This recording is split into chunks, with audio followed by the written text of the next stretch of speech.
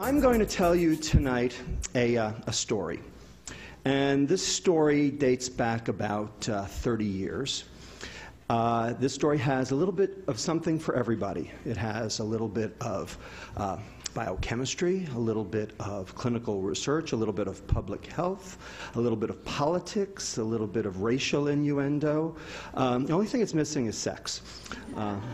But we can see what we can do about that too. By the end of the story, I hope I will have debunked the last 30 years of nutrition information in America. And I would very much appreciate it if at the end of the talk you would tell me whether or not I was successful or not. Okay?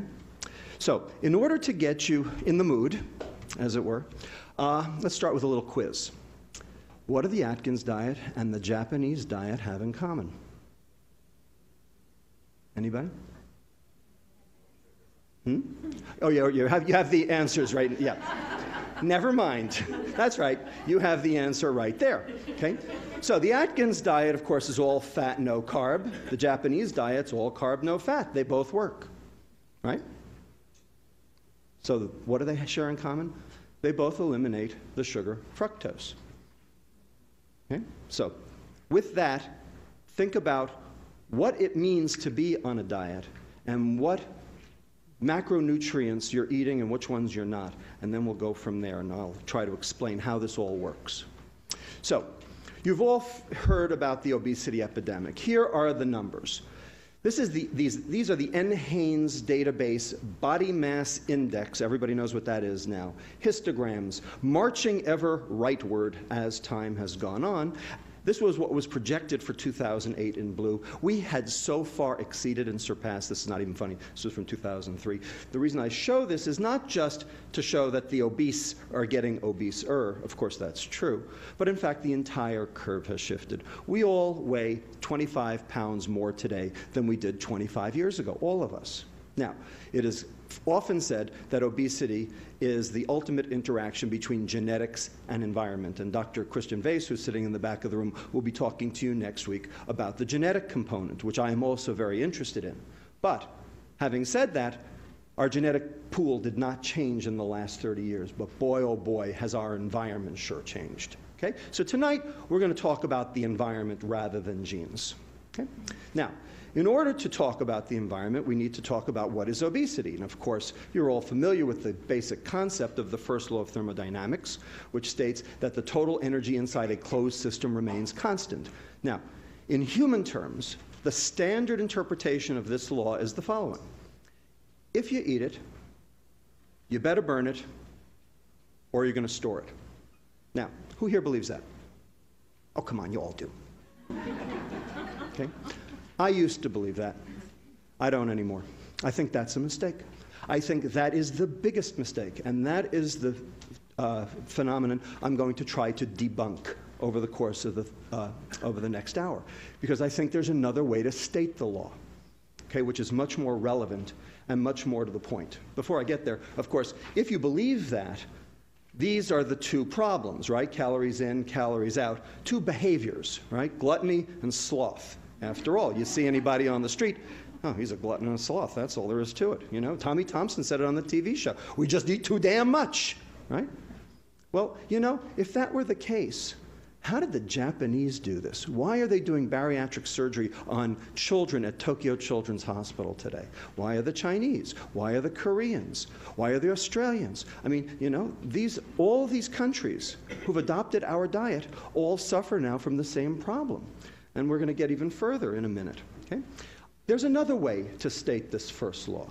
Okay? And that is, if you're going to store it, that is biochemical forces that drive energy storage, and we'll talk about what they are in a few minutes, and you expect to burn it, that is normal energy expenditure for normal quality of life.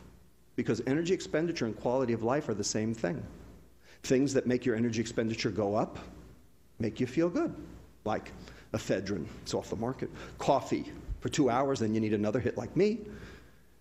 Things that make your energy expenditure go down, like starvation, hypothyroidism, make you feel lousy.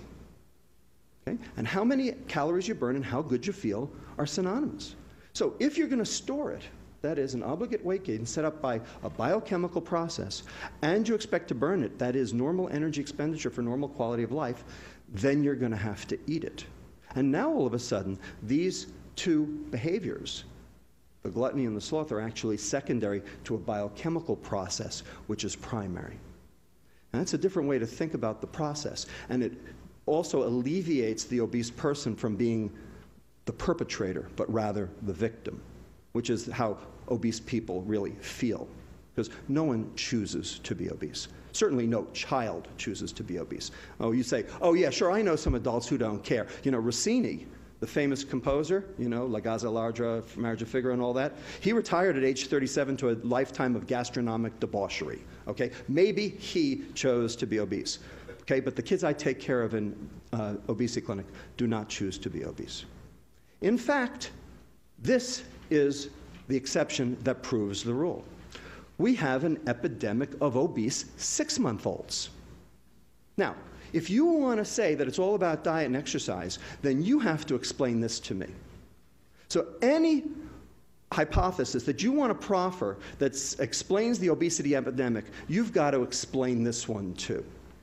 Okay? And this is not just in America, these 6-month-old obese kids, but these are around the world now. All right? So open your minds and let's go and figure out what the real story is. Okay?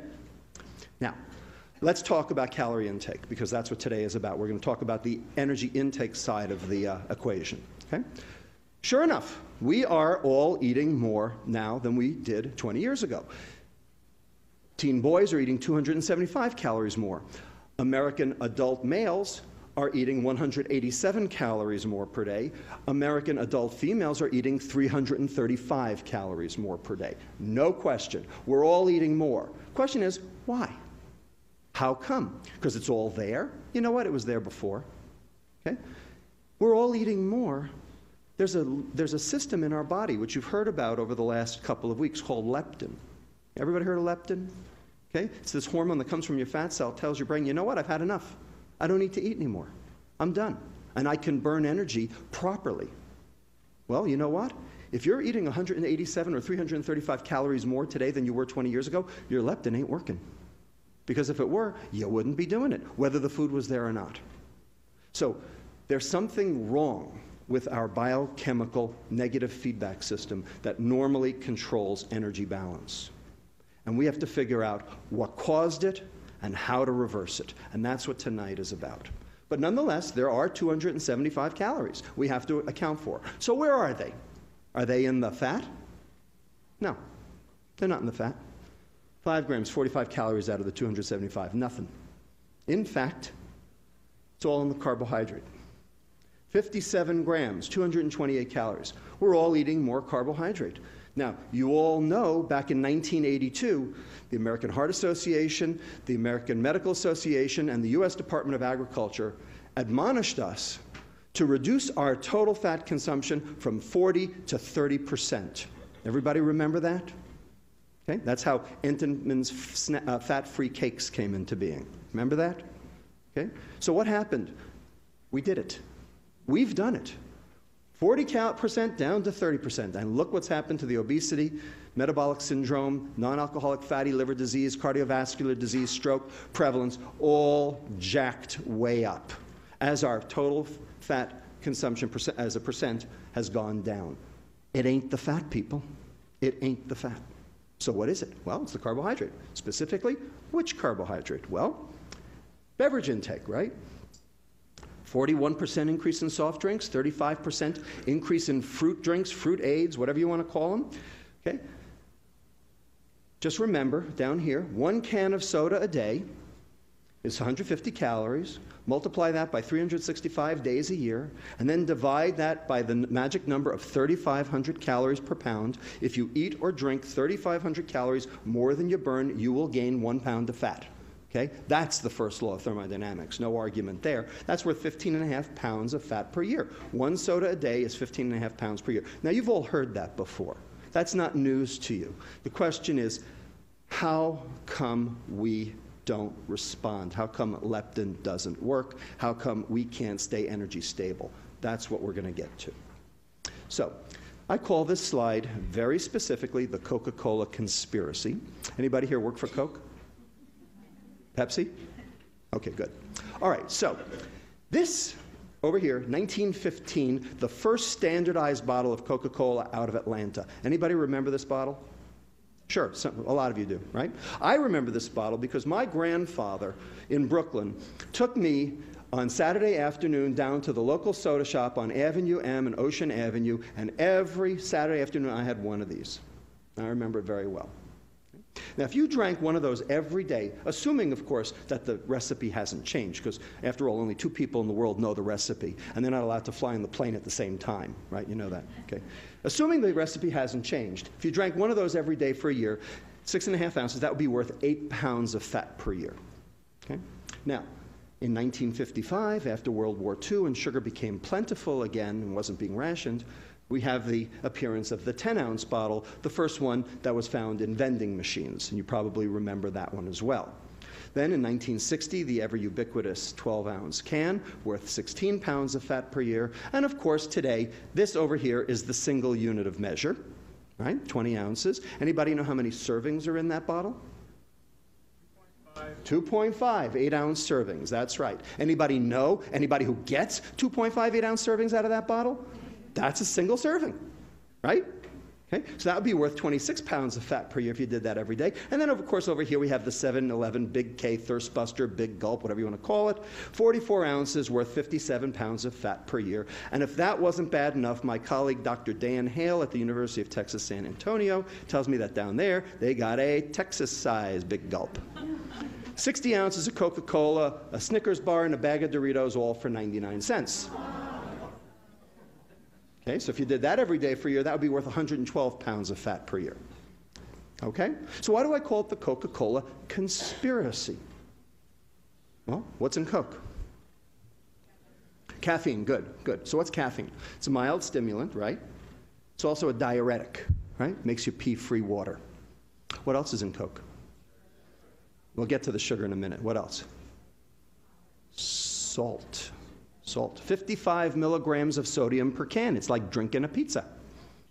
So what happens if you take on sodium and lose free water? You get thirstier, right? So why is there so much sugar in Coke? To hide the salt. When was the last time you went to a Chinese restaurant and had sweet and sour pork? That's half soy sauce. You wouldn't eat that. Except the sugar plays a trick on your tongue. You can't even tell it's there. Right? Everybody remember New Coke, 1985? More salt, more caffeine. They knew what they were doing. Okay? That's the smoking gun. Okay? They know. They know. All right, so that's why it's the Coca-Cola conspiracy. So, are soft drinks the cause of obesity? Well, it depends on who you ask. If you ask the scientists for the National Soft Drink Association, they'll tell you there's absolutely no association between sugar consumption and obesity.